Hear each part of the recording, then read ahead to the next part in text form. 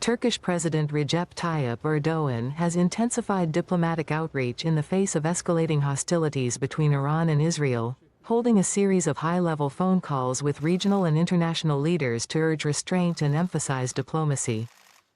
Erdoğan spoke separately with Iranian President Masoud Pezeshkian, U.S. President Donald Trump, Saudi Crown Prince Mohammed bin Salman, Omani Sultan Haytham bin Tariq, Syrian President Ahmad al-Sharaa, and Egyptian President Abdel Fattah el-Sisi over the weekend.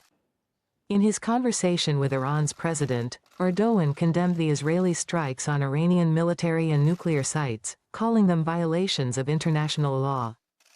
He expressed condolences for the civilians killed in the attacks and warned that Israeli actions threaten to ignite a broader regional crisis. Erdoğan also raised concerns about a possible nuclear leak at Iran's Natanz facility, calling for transparency and urging a peaceful solution to the nuclear dispute.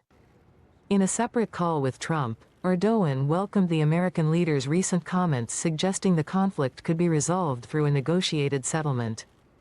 He reaffirmed Turkey's readiness to facilitate talks between Iran and the West, underscoring that diplomacy remains the only viable option.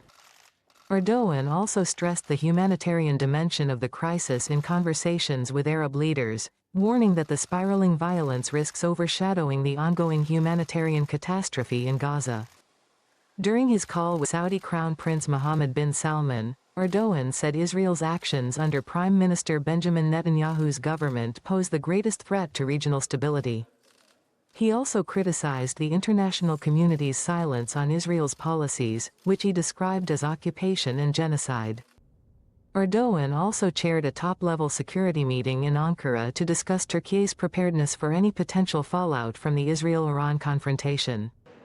The meeting addressed the strategic implications of Israel's attacks, regional security concerns, and Turkey's diplomatic and military response options. Erdoğan's flurry of phone diplomacy signals Turkey's growing concern that the current escalation could trigger a larger regional war with far-reaching consequences, including irregular migration, economic instability, and a potential nuclear crisis. Ankara continues to advocate for dialogue and has offered to play a mediating role in efforts to de-escalate tensions,